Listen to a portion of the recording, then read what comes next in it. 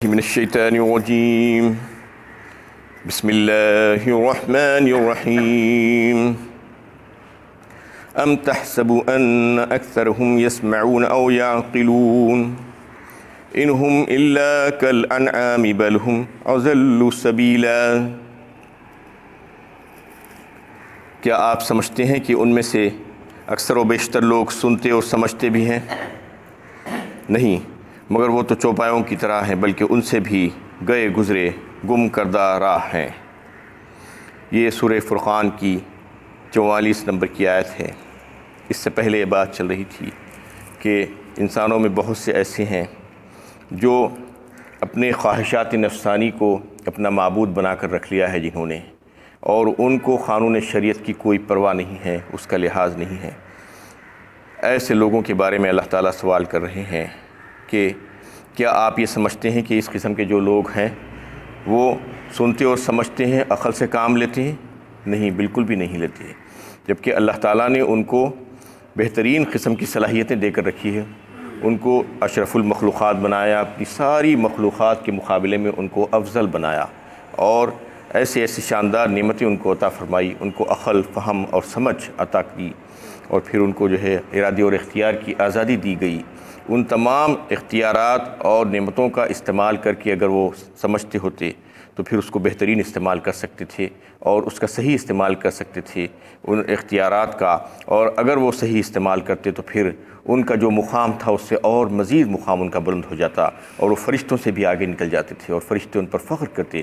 لیکن انہوں نے، بہت سے لوگوں نے اس میں سے ایسا نہیں کیا، بلکہ اپنے آپ کو اسفل السافلین میں ڈال لیا، یعنی نیچے سے نیچے کر لیا، اپنے آپ کو بدترین حالت میں لے کر جا کر رکھ دیے۔ بالکل اس طریقے سے اللہ تعالیٰ فرما رہے ہیں جیسا کہ ایک جانور اور چوپایا جو ہوتا ہے، بالکل اس طریقے سے انہوں نے زندگی گزاری۔ ان کو جو صلاحیتیں دی گئی تھی اس کا ناجائز استعمال انہوں نے کیا، اور جیسا ایک بیل اور ایک گدھا کھاتا اور پیتا ہے اور اپنی خواہشات پوری کرتا ہے، بالکل ویسا ہی انہوں نے کیا۔ بتائیے کیا فرق ہے ایک جانور میں اور ایک انسان میں، جبکہ اللہ تعالیٰ نے انسان کو ایک عقل دے کر، فہم دے کر، شعور دے کر پیدا کیا ہے، اشرف المخلوقات بنایا ہے، مخدوم کائنات بنایا ہے۔ اس کے باوجود اگر وہ جانوروں جیسی حرکت کرنے لگے تو اللہ تعالیٰ بتا رہے ہیں کہ وہ تو جانوروں جیسے ہے، بالکل جانوروں کو جیسے حلال و حرام کی کوئی تمیز نہیں ہے، جہاں دھرے اور وہاں پر کچھ کھا لیا، اپنی خواہش پوری کر لی اور نکل گئے۔ بالکل انسان بھی اگر ایسا ہی کرنے لگے تو پھر ان میں فرق کیا ہے؟ ان سے بھی بدتر اللہ تعالیٰ اس کے بعد بتا رہے ہیں، کل انعام بل ہم اضل سبیلا، یعنی وہ تو کم از کم اس بات کے مکلف نہیں ہیں کہ ان کو جنت یا جہنم ملے گی، یا ان کے لیے کوئی سزائیں ہیں، یا ان کا حساب کتاب ہوگا۔ انسانوں کا تو حساب کتاب ہوگا، جزا اور سزا کا قانون ہے ان کے لیے، اور ان کو جواب دینا ہے، اور ان کی آگے کی زندگی ہے انسانوں کے لیے۔ ہزاروں لاکھوں سال کی زندگی ان کے آگے پڑی ہوئی ہے، وہ زندگی کو دیکھتے ہوئے کم از کم وہ یہ سارے اختیارات کا صحیح استعمال کرتے ہوتے، لیکن انہوں نے ایسا نہیں کیا۔ جانور تو کم از کم یہاں پر جیتے ہیں اور یہاں پر مر کے چلے جاتے ہیں، اللہ تعالیٰ ان کو مٹی کر دیتے ہیں، ان سے کسی قسم کا کوئی حساب کتاب نہیں ہونے والا ہے، اس لیے وہ ان سے بھی زیادہ بدترین شے ہو گئے ہیں۔ الم تر الی ربک کیف مد الظل ولو شاء لجعله ساکنا ثم جعلنا الشمس علیہ دلیلا ثم قبضناہ الینا قبضا یسیرا۔ اے نبی صلی اللہ علیہ وسلم، کیا آپ نے اپنے رب کی اس قدرت کو نہیں دیکھا کہ وہ سائے کو کس طرح پھیلاتا ہے، اور اگر وہ چاہتا تو اس کو ایک ہی حالت میں ٹھہرائے رکھتا، پھر ہم نے آفتاب کو اس پر دلیل بنایا، پھر ہم اس سائے کو آہستہ آہستہ سمیٹ لیتے ہیں۔ اس میں اللہ تعالیٰ قدرت کی بہت بڑی نشانیوں پر غور و فکر کی دعوت دے رہے ہیں یہاں سے، اور اس میں بات بتائی جا رہی ہے کہ جو دن رات انسان دیکھتے رہتا ہے اس کے اوپر سے گزرتا ہے، لیکن اس پر غور و فکر نہیں کرتا۔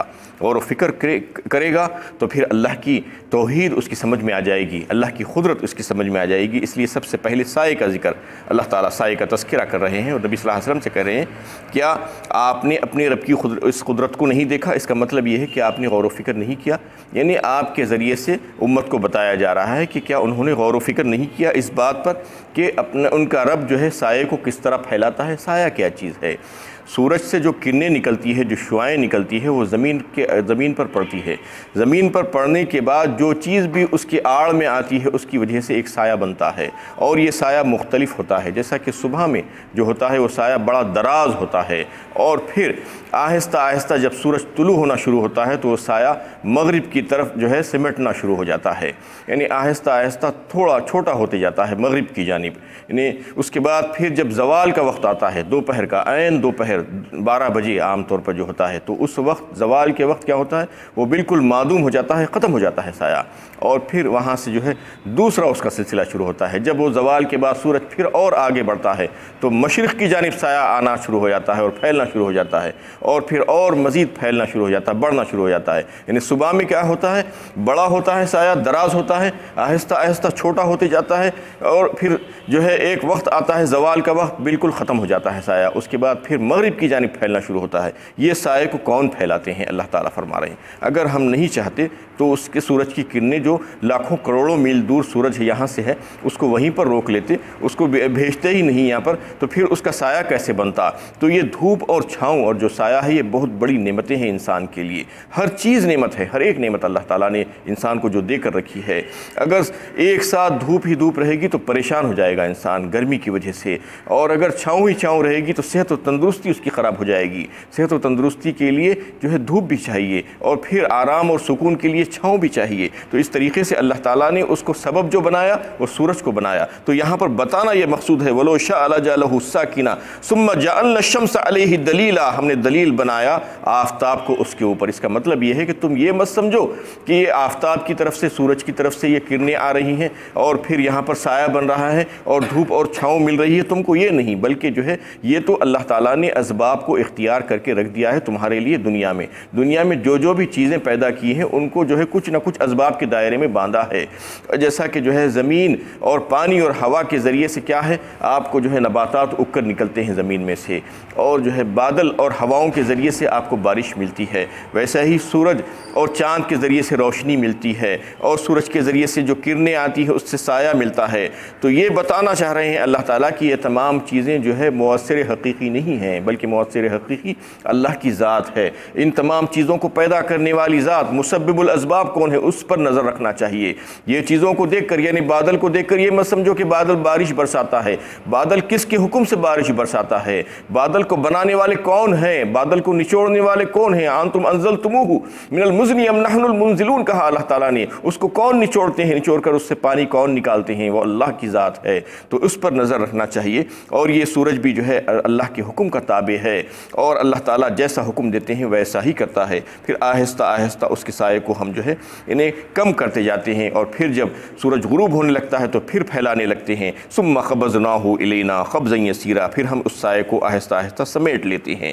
وَهُوَ الَّذِي جَعَلَ لَكُمُ اللَّيْلَ لِبَاسًا وَالنَّوْمَ سُبَاتًا وَجَعَلْنَا النَّهَارَ نُشُورًا، اور وہ اللہ ہی ہے جس نے رات کو تمہارے لیے سکون اور نیند کو آرام کا ذریعہ بنایا، اور دن تمہارے بیدار ہونے کے لیے بنایا۔ اور پھر اللہ تعالیٰ اور بہت بڑی نعمت کا ذکر اس میں کر رہے ہیں۔ ایک تو یہ کہ رات کو اس نے تمہارے لیے لباس بنایا کہا۔ لباس کا مطلب کیا ہے؟ انسان کے جسم کو چھپانے کے لیے لباس انسان پہنتا ہے، سطر کو چھپانے کے لیے، اس کی جو بھی چیزیں ہیں اس کو چھپا دینے کے لیے لباس پہنتا ہے۔ ایسا ہی کائنات کو چھپانے کے لیے ایک چادر اڑائی جاتی ہے، اس کو جو ہے اس کو بھی اللہ تعالیٰ نے لباس ہی کہا ہے۔ رات یعنی رات ساری کائنات کو چھپا دیتی ہے، اس کا اندھیرا کر دیتی ہے، اور پھر اندھیرے کی کیا علت ہے اس کو آگے بتایا جا رہا ہے، وَالنَّوْمَ سُبَاتًا، اور پھر ہم تمہیں جو ہے نیند دیتے ہیں آرام کے لیے، راحت کے لیے۔ نیند انتہا سے زیادہ ضروری شے ہے انسان کے لیے۔ اگر کسی کو نیند نہ آئے، یعنی ایک آدھ مہینہ 1.5 مہینہ اگر نیند نہ آئے تو وہ مر جائے گا۔ کھانا بغیر کھائے کے رہ سکتا ہے، پانی بغیر پیے کے رہ سکتا ہے، لیکن نیند نہیں آئے گی تو زندہ نہیں رہے گا۔ تو نیند کی جو نعمت ہے اللہ تعالیٰ نے ایسا مقرر کیا ہے کہ جبری طور پر اس کو بنا دیا ہے کہ ایک رات کا ایک وقت مقرر کیا ہے، اور سب حیوانات، انسان اور چرند و پرند، حشرات الارض، سب کے سب وہ ایک ہی وقت میں جو ہے سو جاتے ہیں۔ سب کو سکون ملتا ہے، راحت ملتی ہے، کسی قسم کا کوئی جو ہے آواز نہیں ہوتی، اور سب کے سب ایک ساتھ سوتے ہیں، جبری طور پر اللہ تعالیٰ نے اس کو مقرر کیا ہے۔ اور جو ہے نیند کے لیے جو چیزیں ضروری تھی، یعنی ٹھنڈا ہونا اور اندھیرا ہونا، یہ دونوں چیزیں اللہ تعالیٰ نے رات میں جو ہے بنا دی۔ یعنی رات جو رہتی ہے وہ اندھیری ہوتی ہے، تاریک ہوتی ہے، اس کی وجہ سے نیند اچھی آتی ہے، اور جو ہے ٹھنڈا بنا دیتے ہیں اللہ تعالیٰ اس کو، اس کی وجہ سے نیند میں جو ہے کوئی خلل نہیں آتا۔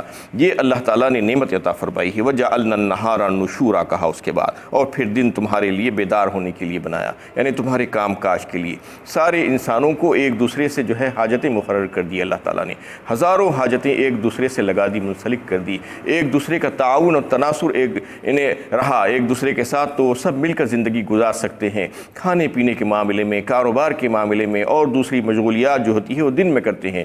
یعنی دن کی روشنی میں اللہ تعالیٰ نے ان کے لیے کام کاج کا وقت مقرر کر دیا، وہ سب اٹھتے ہیں اور سب ایک ساتھ کام کر لیتے ہیں، اور پھر رات ہوتی ہے سب ایک ساتھ سو جاتے ہیں۔ یہ نظام اللہ تعالیٰ نے انسانوں کے لیے مقرر کیا ہے۔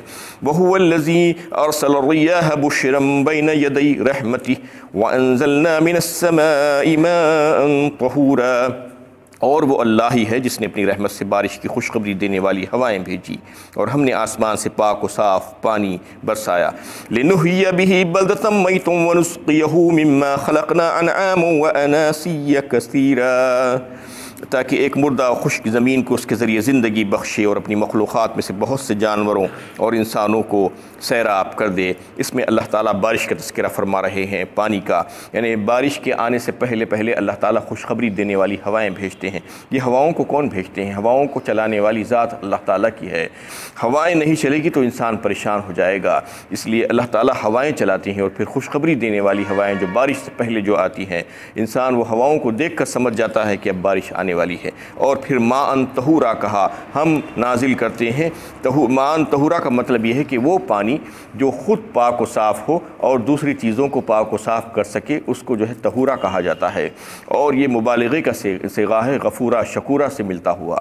اس طریقے سے اللہ تعالیٰ نے اس پانی کو ایسا بنایا ہے کہ وہ جو ہے انسان کی جو گندگی ہوتی ہے وہ ساری گندگیوں کو وہ صاف کر دے سکتا ہے اس کی وجہ سے، اور وہ پانی حاصل کرتا ہے آسمانوں سے، اللہ تعالیٰ اس کو بھیجاتے ہیں، کبھی بارش کی شکل میں، کبھی اولوں کی شکل میں، کبھی برف کے بڑے بڑے سیلوں کی شکل میں، یا کبھی جو ہے بحر منجمد جو پہاڑوں پر اللہ تعالیٰ برف کو تودوں کی شکل میں جما دیتے ہیں، اور پھر گرمی کے ذریعے سے وہ آہستہ آہستہ پگھل کر زمین کی رگوں میں پہنچتا ہے قدرتی پائپ لائن کے ذریعے سے، اور ساری زمین میں پھیل جاتا ہے، اور پھر اس کے ذریعے سے چشمے نکلتے ہیں، کنویں نکلتے ہیں، کھود کر پانی نکالا جاتا ہے، تالاب اور حوض، پھر وہ جو ہے انسان کی ضروریات کو پورا کرتے ہیں۔ اس طریقے سے اللہ تعالیٰ یہ پانی کا انتظام کیا ہے انسانوں کی ضرورت کے لیے۔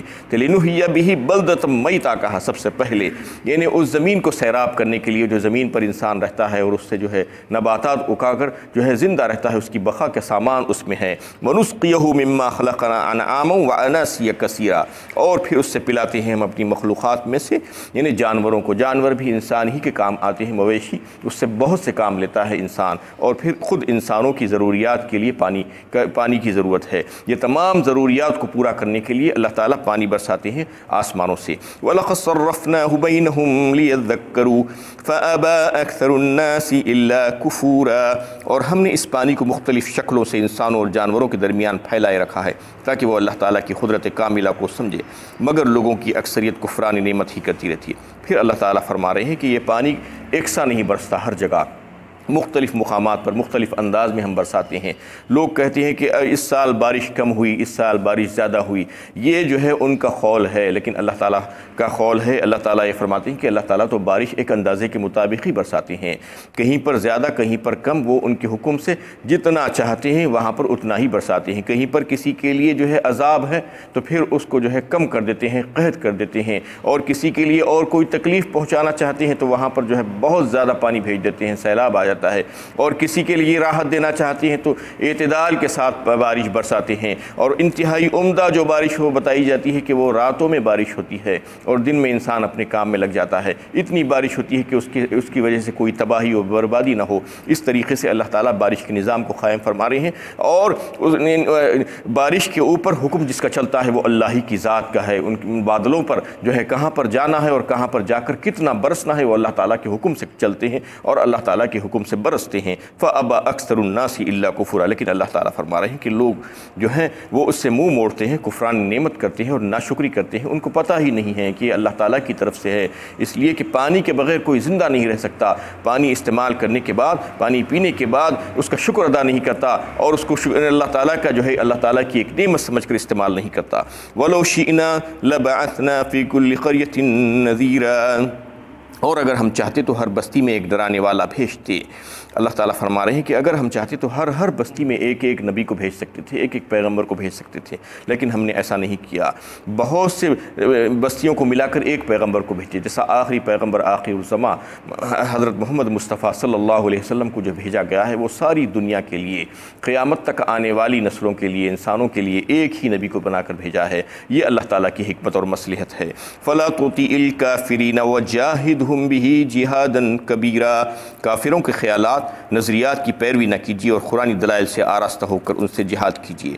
اس میں اللہ تعالیٰ ایک بات کہہ رہے ہیں کہ یہ آیت مکی آیتوں میں سے ہے، اس واسطے کہ یہ اس میں جو ہے جہاد کا حکم دیا گیا ہے، یعنی جہاد کون سی، اس وقت جہاد کا حکم نہیں تھا مکے میں، مدینے میں آ کر جہاد کا حکم آیا۔ یہ جہاد قرآن سے جہاد کے بارے میں بات ہو رہی ہے، یعنی قرآن ہم نے تمہارے لیے تمہارے پاس جو بھیجا ہے اس کے ذریعے سے، اس کے مضامین کے ذریعے سے لوگوں میں تبلیغ کیجیے اور اللہ کی بات ان کو سمجھائیے اور اللہ کا حکم ان کو سمجھائیے، قول کے ذریعے سے یا عمل کے ذریعے سے یا اپنے قلم کے ذریعے سے یا کسی اور ذریعے سے۔ یہ جہاد جو ہے ہر ایک کو کرنا ہے، ہر انسان کو کرنا ہے، یعنی قیامت تک آنے والے سارے انسان اس کے مکلف ہیں، ان کو جو ہے یہ جہاد کرنا ہے، یعنی قرآن ان کو دے دیا گیا ہے اور قیامت تک رہنے والا ہے اور اس قرآن کے ذریعے سے تبلیغ کرنا ہے۔ جو یہ کہتے ہیں کہ قرآن کی ہمیں ضرورت نہیں، ایسے ہی تقریر کر دیں گے، ایسے ہی تبلیغ کر دیں گے، تو وہ تقریر اور تبلیغ پر اثر نہیں ہو سکتی جب تک کہ قرآن کو استعمال نہ کیا جائے۔ ایک آیت بھی اگر آپ پڑھ دیں گے تو اس کا اثر جو ہے اللہ تعالیٰ دکھلا دیں گے، اس لیے قرآن ہی کے ذریعے سے تبلیغ کرنا ہوگا، قرآن ہی کے ذریعے سے جو ہے لوگوں کو سمجھانا ہوگا۔ وآخر دعوانا ان الحمد للہ۔